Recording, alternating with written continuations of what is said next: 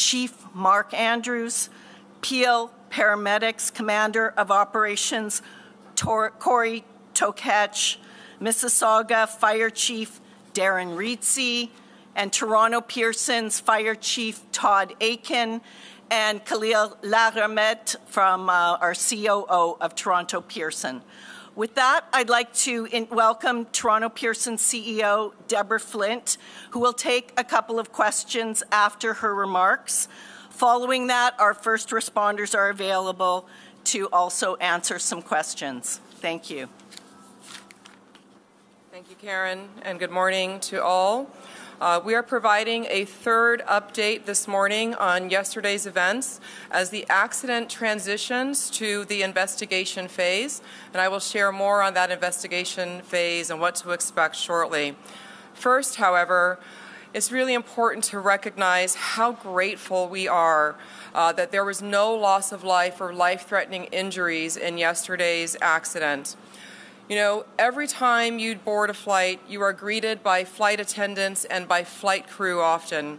It's their job to make us comfortable and confident about the flight ahead, and they do an incredible job with that. But we saw the most important role that they play in action yesterday. The crew of Delta Flight 4819 heroically led passengers to safety, evacuating a jet that had overturned on the runway on landing that was amidst smoke and fire. I thank each and every one of these heroes, every flight attendant and crew member on Delta Flight 4819. I also thank every flight attendant and crew member across the industry. Thank you for all that you do every day and every night in service of safe air travel. In regards to the accident yesterday, at approximately 2:15 p.m., Delta Airlines Flight 4819 from Minneapolis to Toronto, operated by subsidiary Endeavour Air, was involved in a single aircraft accident upon landing at Toronto Pearson. The plane was carrying 4 crew and 76 passengers, among them 22 Canadians. Flight attendants, flight crews, and airport emergency workers and responders mounted a textbook response, reaching the site within minutes and quickly evacuating the passengers. At the time, there were 21 injured passengers ranging from minor to critical but not life-threatening injuries.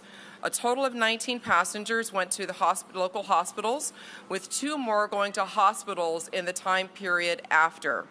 At this time, Delta Airlines has reported that 19 of those passengers have been released and 2 remain hospitalized. Our thoughts go out to all of the passengers impacted and their families. We have taken great time and care to extend care to each of the passengers that were here after the accident. That includes comfort as well as support in their emotional well-being in the hours since the crash. We have completed the reunification process for all of the remaining passengers, and we'll continue to care for them during this extended time.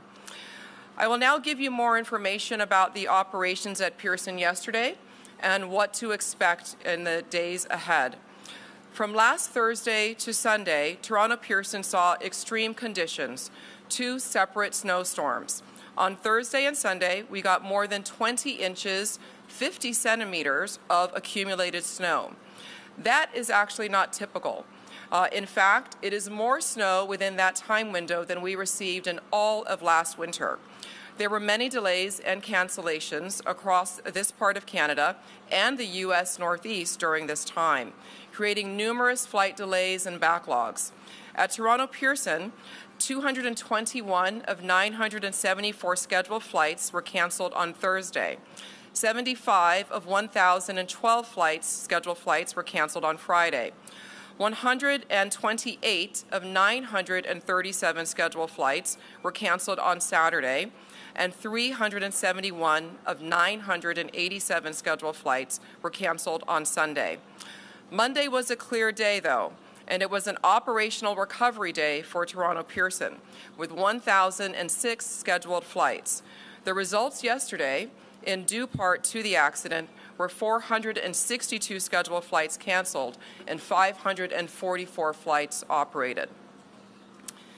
Let's now talk about the investigation and what to expect in the next few days as we pivot to this phase. Last night, 7 members of the Transportation Safety Board of Canada arrived at Toronto Pearson to begin the investigation. 13 more of those investigators arrived today. Members of the U.S. Federal Aviation Administration are also here on site, participating in the investigation. As it is a Mitsubishi aircraft, Mitsubishi will be here on site as well, and Delta Airlines has sent their GO team who are already here on site. So what does this all mean for operations at Toronto Pearson today and in the days ahead? Our Emergency Operations Center does remain open, though operations on the runways resumed at 5 p.m. Eastern Time yesterday. We have been in recovery mode since resuming flights at 5 p.m. yesterday, catching up on delayed flights, and that continues into today as well. We are currently without use of our longest east-west and north-south runways. This and ongoing expected additional weather conditions today will affect how fast we recover operations, particularly with departure of aircraft. We do expect that the investigators on site will be reviewing the aircraft on its current configuration on the runway for the next 48 hours. And we are looking to get to support that investigation and the removal of that aircraft off the runway, at which point we can do our inspections and then return that runway into service. Toronto Pearson will continue to provide you all with operational updates, but this is now an active investigation time, and you can expect to start hearing more from the investigating authorities about the accident that happened here. We expect that the Transportation Safety Board of Canada will be issuing a statement with more information around that later this afternoon. In closing, I thank the industry, the community, and all of our employees here and across the sector for all the work that they are doing to support this incident and those affected, and that they do every day. Air travel remains the safest form of transportation. We are proud of that record here, and at times like these, we're very grateful and thankful of how the community and the industry comes together as one. Thank you. We'll now take a few questions. Folks who maybe can come up to the mics if possible, or if there's a mic in the audience. Okay. Sure. Hi there. Alex Capriello with News Nation. A question about the conditions yesterday. Obviously, you just explained the extent of the snowstorms that came over the past few days. Wondering if there's been any developments or any comment about what exactly it was like on the runway in terms of iciness or wind gusts. Last night we heard the fire chief say that he did not believe that that played a role in this crash at all. Is that still the theory here? And if so, do we have any developments on what caused the crash if it wasn't weather related? Okay. Yeah, this would not be a time for us to have theory or to speculate on what caused the crash. So as I shared, we have a number of agencies that are here that are responsible for doing a thorough and full and complete investigation to determine all the causal factors, and we are looking forward to getting those results and to sharing those, and those will be shared very publicly once they are received. And I understand that if you don't want to speculate about the crash, but can you tell us then what the condition of the runway was like at that time of the impact? I mean, was it slick? Have your teams been able to determine that? I look forward to sharing all of that information at the proper time. Again, those are all the details that are going to be covered during this investigation, and that is active currently.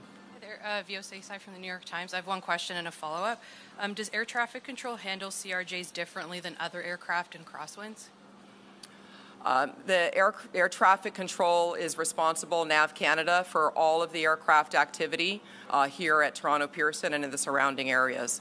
They will have to respond differently themselves as to how they manage those aircraft uniquely. And then how do you decide to pause operations because of wind, and who makes that decision? That is a cross-collected decision that is made between NAV Canada and the pilots during live operations. We are not pausing operations. We do have a slowdown in the operations due to 2 of our runways being closed for operations at this time, and those are the key contributing factors to the delays. Last question. There's no Delta or TSB representatives on the stage with you right now. Are you able to speak to why they're not present? We've been very much in communication with all of those involved, all of the agencies, Delta Airlines and others. We've all had quite extensive communication. They've been in our EOC, our Emergency Operations Center. So the system and the response to the accident is working as planned and going quite well with our partners.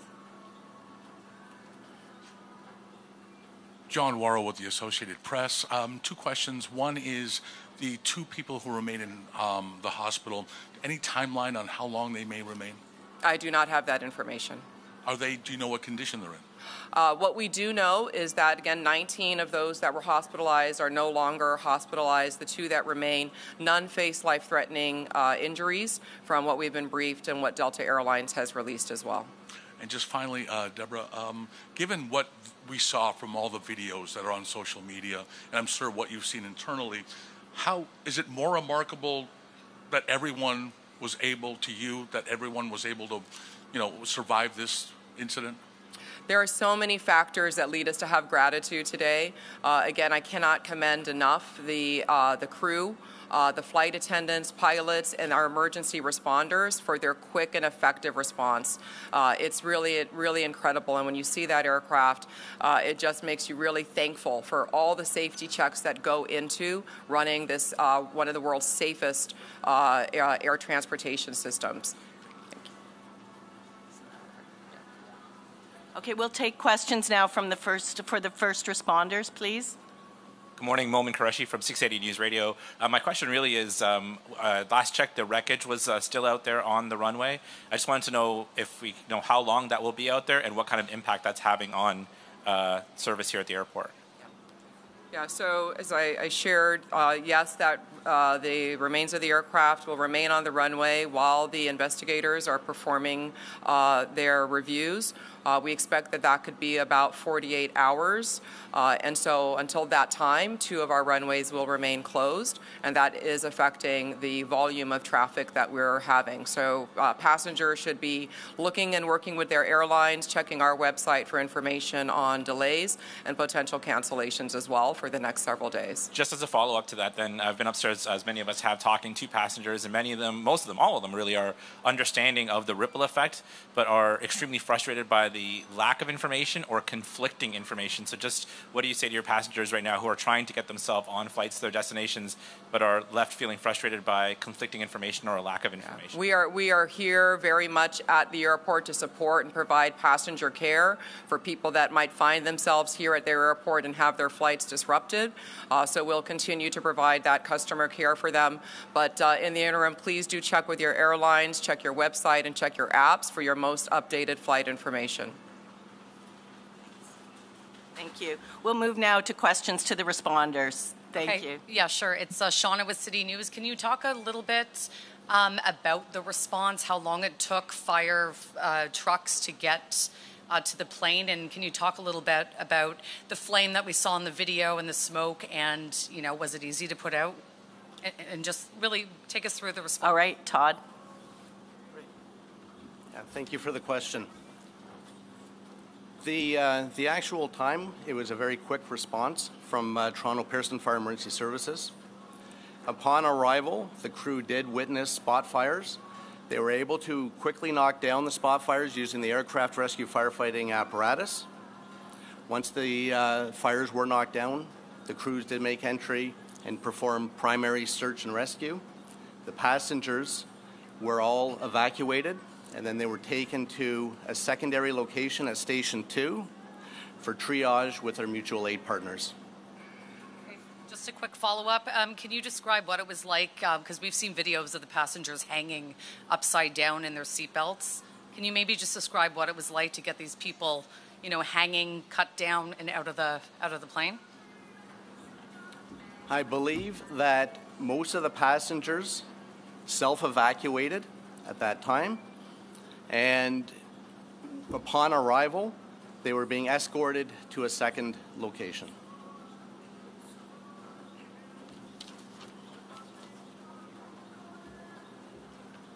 Hello, Nate Foy, Fox News. I'm just seeking some clarity from a first responder's perspective on the elements and how they played a role in your efforts yesterday. I know a lot of people are hoping for some clarity on what the fire chief said, and it sounds like you guys won't give us that, but can you tell me what it was like out there on the runway as you were doing your job? Was the runway dry and the wind gust, how did it impact you?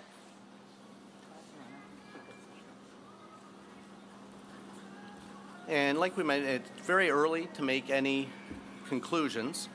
I know I provided a little bit of information yesterday for transparency. Today, now we have an active investigation. Therefore, any of those questions would have to be directed toward Transportation Safety Board.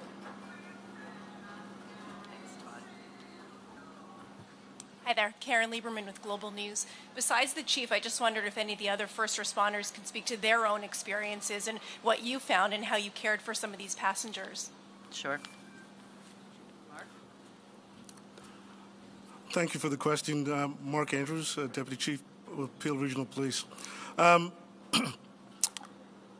like to, before I answer the question, I'd like to say that our thoughts and prayers are with the 76 crew members and 4 passengers and their families that were impacted by yesterday's events, which fortunately had the best possible outcome for all of us. Our response as Peel Regional Police, we're the police of jurisdiction. We have a really robust presence here at the airport. We actually have a fully functioning division with 100 officers and civilians located. We have a presence on the public side and the private side. So we were able to respond in a very timely fashion along with our first responder partners.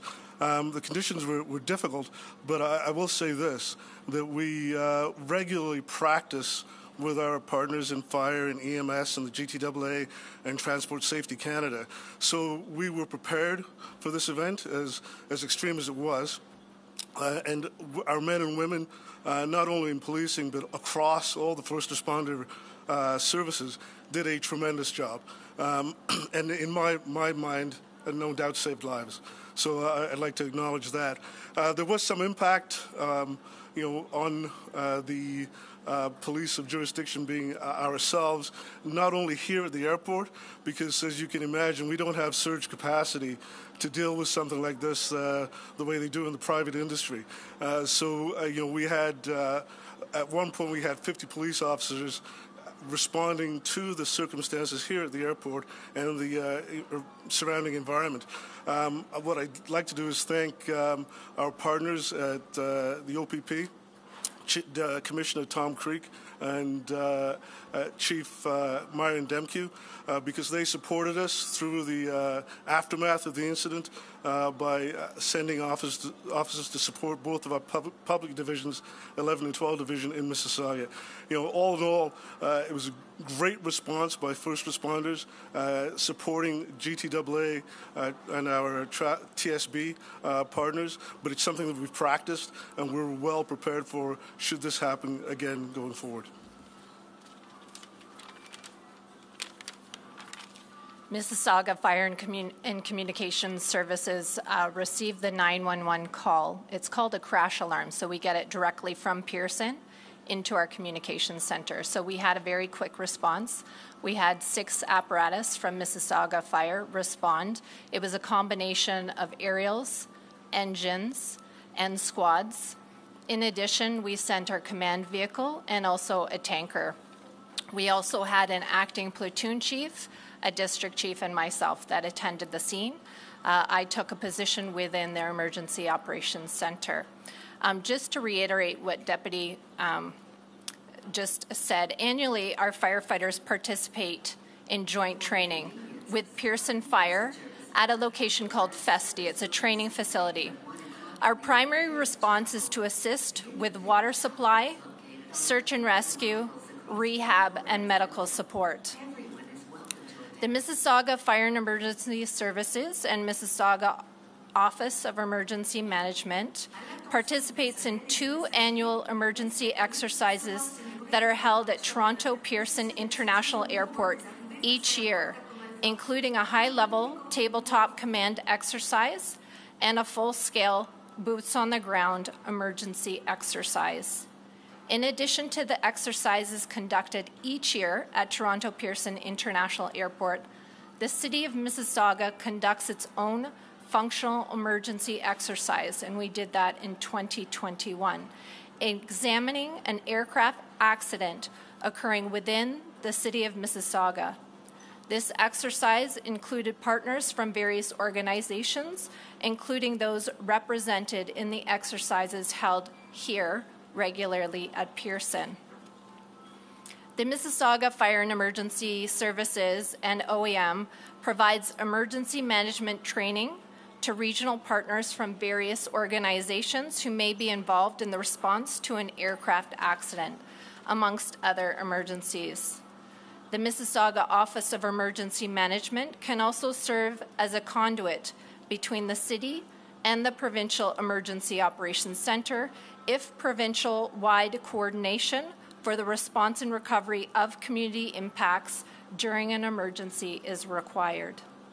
During an aircraft accident, the Mississauga Office of Emergency Management can assist in the coordination of providing municipal services if requested by our community partners who may be impacted in the event. This could include transportation like buses, facilities, or heavy equipment.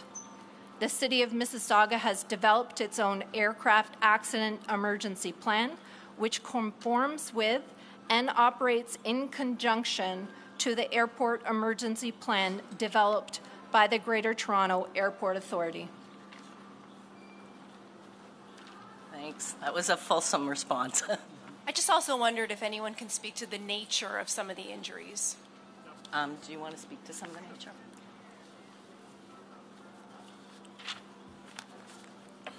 Good afternoon. My name is Corey Tkach. I'm a commander of operations within Peel Regional Paramedic Services. So upon our arrival of the crash site, our staff were faced with a multitude of different injuries, mainly stemming from back sprains, head injuries, anxiety, some headaches, nausea and vomiting due to the fuel exposure. So those were the common sort of injuries that we had come across. Any more questions? Please, Mal Hamidi, Canadian Press. Just want to follow up on this rescue effort. Can you please provide some details on the timeline? How long did you, paramedics and firefighters did it take for them to get to the airplane, and how long did it take for them to evacuate the airplane? Okay, Todd, you want to take that? Yeah, the response from Toronto Pearson Fire Emergency Services was minutes. Because there is an active investigation, we won't be able to provide the details, but it was a very quick response from Fire Emergency Services as well as our response partners that just spoke. Can you please also comment on the role that flight attendants played in evacuating the airplane? We saw some videos on social media where basically doing their job, helping passengers get off the plane. Can you please comment on their role in this? Sure, absolutely. We train for such events. We're very well prepared and trained, and the firefighters responded textbook. They were able to knock down the fire. They're able to assist the passengers getting off the plane, and then performing triage and then response to the hospitals. Thank you. Next question. Hi, I'm Alex Miller with Scripps News. I know you can't confirm what you saw on the runway, but can you confirm that the runway had been coded as fives across the board as a wet runway for the pilots, which is a runway with light snow or slush? Sorry, I don't know if I followed that question. Do you want to answer, or do you want to repeat it? Did you get it? Yeah, like I mentioned earlier, because there's an active investigation, that will have to be directed towards the Transport Safety Board, please. Hi, Jessica Murphy, BBC News. I want to go back to something Mr. Andrews said. You talked about difficult conditions that rescuers faced on the ground. I'm hoping you could go into a bit more detail. Sorry, with who said? Sorry? BBC. Oh, no, sorry. Peel Regional Police. Peel Regional Police. Thank you for that question. The conditions that I was speaking of is the environmental conditions, the cold, the wind, the fact that we were still having the occasional snow. But those are conditions, again, that we're used to working in as first responders, and our people, along with the other first responders, did a tremendous job of responding in those conditions. It's part of the environment that we operate in. Megan Fitzpatrick from CBC News. What can you tell us about the child that was airlifted to sick kids? Do we know if the child was on somebody's lap or buckled in? What can you tell us about the nature of their injuries? No, we don't. I'm sorry. You don't know if the child was on a know. lap? No, we don't have those details. Can you give us an age range of the passengers on the plane? We don't have that either. I would direct that to Delta. Okay, we're going to take two more questions. Okay. And just one more. Of the two that are in hospital, is one of them the child? We're not sure either. I have a quick question for fire. Did fire responders fear the spread of the fire, and can you speak to the properties of jet fuel? How flammable is it? How much time did that give you to tame it? Okay. Did you hear the question? Okay. It's on the jet fuel, whether they were. Yes. Upon arrival, there was jet fuel and there was flames. We do have specialized aircraft rescue firefighting equipment that carries water, foam, and dry chem, and that it is utilized to smother and cover up the jet fuel to provide mean-free egress for the passengers. So we do have the appropriate equipment and the appropriate training to mitigate that emergency. Okay, we'll take the last question. Just like a last question on the nature of the injuries. The people who were more seriously injured, those who were at one point in critical condition, what type of injuries were those? Are we talking about like broken bones, serious sprains? I think the paramedic did speak to that a bit, but he can come back and reiterate. Yeah. So on the initial assessment in any mass casualty incident, we do a triage of patients. And yes, some patients were deemed to be critical at that time. And we make that assessment based on our initial contact, what the patient's complaining of, the fact that they were involved in a plane crash. And some of those determinations happen quite quickly in the short amount of time that we spend with that patient to ensure that they're receiving the quickest care possible. And there are times when further care occurs and those conditions get downgraded. So from critical to like serious and non-life threatening.